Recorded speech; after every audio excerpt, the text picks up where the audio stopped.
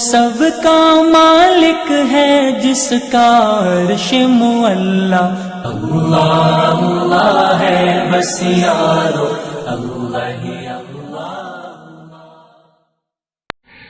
آج کے دور میں چونکہ انٹرنیٹ سے لوگ علم حاصل کرتے ہیں تو غیر مقلدیت بڑھتی جا رہی ہے۔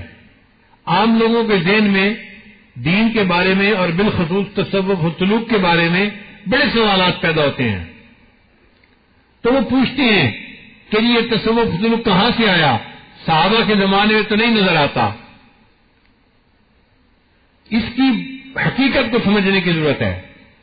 دیکھیں، شریعت نے بعض چیزوں کے اصول بتا دیے اور ان کی تفصیل کو آگے وقت کے علماء کے اوپر چھوڑ دیا۔ نبی علیہ السلام نے فرمایا کہ اطلب العلم من المہد الی اللحد، تم پنگوڑے سے لے کے قبر میں جانے تک علم حاصل کرو۔ ایک جگہ فرمایا طلب العلم فریضۃ علی کل مسلم و مسلمہ، علم کا طلب کرنا ہر مسلمان مرد اور عورت کے اوپر لازم ہے، لیکن کیسے علم حاصل کریں اس کی تفصیل نہیں بتائی گئی۔ اس کو شریعت نے چھوڑ دیا۔ ہر دور اور ہر زمانے میں جو علماء متفق ہو کر طریقہ طے کر لیں گے اس کے مطابق علم حاصل کرنا ہوگا۔ چنانچہ یہ علم صحبت سے بھی حاصل ہو سکتا ہے۔ صحابہ کرام نے نبی علیہ السلام کی صحبت میں یہ علم حاصل کیا تھا، اور یہ کتابوں سے بھی حاصل ہو سکتا ہے۔ آج کے دور میں درس نظامی پڑھنے سے یہ علم حاصل ہوتا ہے۔ اب کوئی پوچھے کہ جی یہ درس نظامی کہاں سے آیا؟ صحابہ کو تو پتہ ہی نہیں تھا اس کے نام کا، صحابہ کرام کو تو سیاستہ کے نام کا پتہ نہیں تھا۔ ہم ہر بات میں بخاری کا نام لیتے ہیں، کس صحابی کو بخاری کا پتہ تھا؟ بخاری تو بعد میں لکھی گئی۔ لیکن آج کے دور میں اگر کوئی علم حاصل کرنا چاہے گا تو اسے درس نظامی پڑھنا چلے گا، چونکہ علماء کا اتفاق ہے کہ اس کے پڑھنے سے انسان کو علم حاصل ہوتا ہے۔ اور نبی علیہ السلام نے فرمایا لا تجتمع امتی علی الضلالہ، میری امت گمراہی کے اوپر متفق نہیں ہو سکتی۔ تو جب ساری دنیا کے علماء متفق ہیں کہ اس نصاب کو پڑھنے سے علم حاصل ہوتا ہے، اب یہ نصاب ایک شرعی چیز بن گیا اور اس کے مطابق علم کو حاصل کرنا ضروری ہو گیا۔ اسی طرح صحابہ کرام کو نبی علیہ السلام کی صحبت میں چند لمحوں میں وہ نور مل جاتا تھا کہ ان کے دل منور ہو جاتے تھے۔ خود نہ تھے جو راہ پر اوروں کے ہادی بن گئے، خود نہ تھے جو راہ پر اوروں کے ہادی بن گئے، وہ کیا نظر تھی جس نے مردوں کو مسیحا کر دیا۔ مردہ آتے تھے اور نبی علیہ السلام کی صحبت میں چند لمحے بیٹھ کر مسیحا بن کے واپس لوٹا کرتے تھے۔ وہ نظر آج حاصل نہیں ہے۔ تو آج کے دور کے مشائخ نے اس کے لیے ذکر و سلوک کے اسباق متعین کر دیے ہیں۔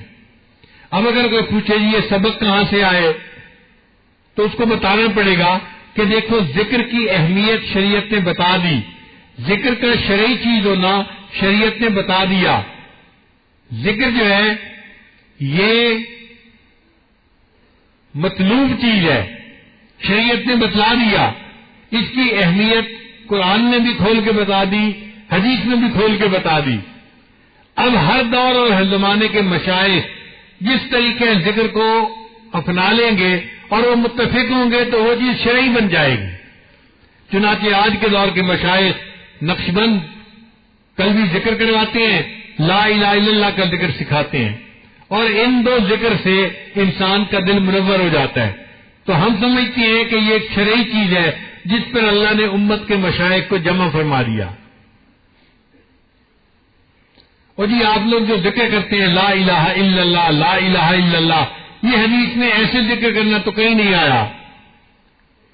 بھئی ایسے ذکر کرنا آپ کو نہیں ملے گا، صحابہ کو ایسے ذکر کی ضرورت ہی نہیں تھی۔ نبی علیہ الصلوۃ والسلام کی توجہات سے، ان کی نبوت کی صحبت کی برکات سے ان کے دل ویسے ہی منور ہو جاتے تھے۔ آج میل بہت ہے، اس کو دھونے کے لیے بار بار صابن لگانے کی ضرورت ہے، اور یہ صابن لا الہ الا اللہ کا ذکر ہے جو ایک سالک بیٹھا ہوا تنہائی میں ضربیں لگا رہا ہوتا ہے اور اپنے دل کو صاف کر رہا ہوتا ہے۔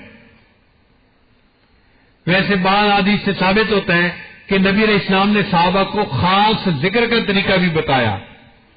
حدیث پاک میں ہے حضرت علی اللہ نے پوچھا اے اللہ کے نبی صلی مجھے بہترین اور چھوٹا عمل کوئی بتا دیجئے. تو نبی علیہ الصلوۃ والسلام نے فرمایا کہ آنکھیں بند کرو. حضرت علی اللہ نے آنکھیں بند کر دی. جب حضرت علی اللہ نے آنکھیں بند کی تو نبی علیہ السلام نے فرمایا اب پڑھو لا الہ الا اللہ. تو حضرت علی عنہ نے آنکھیں بند کر کے لا الہ الا اللہ پڑھنے کا سبق نبی علیہ السلام سے سیکھا. تو دیکھو ایک خاص طریقہ ذکر بھی نبی علیہ السلام نے تعلیم دیا.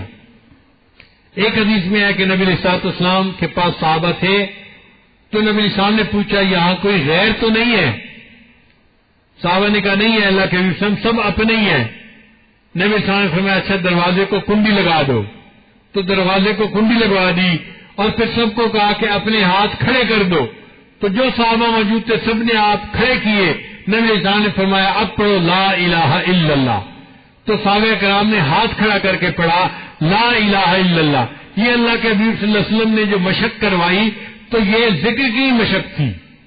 تو نبی علیہ السلام نے بھی خاص طریقہ ذکر بھی سکھایا, عام فضائل بھی بیان فرمائے اور خاص ذکر کا طریقہ بھی سکھایا. تو آج اگر مشائخ کہتے ہیں بھئی آپ اپنے سر کے اوپر کپڑا ڈال لیں یکسوئی کے لیے اور بیٹھ کے مراقبہ کریں, یا آپ آنکھیں بند کر کے ذکر کریں, یا سانس کو بند کر کے تصور میں لا الہ کا ذکر کریں, تو یہ کون سی مشکل بات ہو گئی ہے؟ یہ بھی نبی علیہ السلام کی تعلیمات سے ہی ہمارے مشائخ نے سیکھا ہے. اکبر الہ آبادی نے اس کا بڑا اچھا جو ہے حل نکالا. وہ فرماتے ہیں سنو دو ہی لفظوں میں مجھ سے یہ راز, سنو دو ہی لفظوں میں مجھ سے یہ راز, شریعت وضو ہے طریقت نماز. سنو دو ہی لفظوں میں مجھ سے یہ راز, شریعت وضو ہے طریقت نماز. شریعت درے محفل مصطفیٰ, طریقت عروج دل مصطفیٰ. شریعت میں ہے صورت فتح بدر, طریقت میں ہے معنی شق صدر. شریعت میں ہے قیل و قال حبیب, طریقت میں حسن و جمال حبیب. نبوت کے اندر ہیں دونوں ہی رنگ, ابس ہے یہ صوفی و ملا کی جنگ. تو یہ جو آپس کی بحث ہے اس کا کوئی فائدہ نہیں. جو علم ہے وہ نبی علیہ السلام کی تعلیمات کا نام ہے, جو ذکر ہے وہ نبی علیہ السلام کی کیفیات کا نام ہے, اور یہ دونوں نبی علیہ السلام نے امت کو سکھائیں. اس لیے ہمیں چاہیے کہ ہم اللہ کا ذکر کثرت کے ساتھ کریں تاکہ ہمارا دل منور ہو اور ہمارے دل سے جو روحانی بیماریاں ہیں وہ دور ہو جائیں. ذکر کی کثرت کیجیے اور پھر اللہ سے تہجد میں دعا مانگیے کہ اللہ تعالی ہماری اس محنت کو قبول کر لے. یہ لازم نہیں کہ ہم نے ذکر کر لیا اب ہمارے نفس کا تزکیہ ہونا لازم ہے, نہیں. یہ تزکیہ اللہ کے فضل سے ہوگا, اللہ کے رحم سے ہوگا. اللہ فرماتے ہیں وَلَوْلَا فَضْلُ اللَّهِ عَلَيْكُمْ وَرَحْمَتُهُ مَا زَكَىٰ مِنْكُمْ مِنْ أَحَدٍ أَبَدًا وَلَٰكِنَّ اللَّهَ يُزَكِّي مَن يَشَاءُ. اللہ جس کا چاہتے ہیں تزکیہ کر دیتے ہیں. اگر اللہ نہ چاہتے تم میں سے کبھی کسی بندے کا تزکیہ ہو ہی نہیں سکتا تھا. اس کا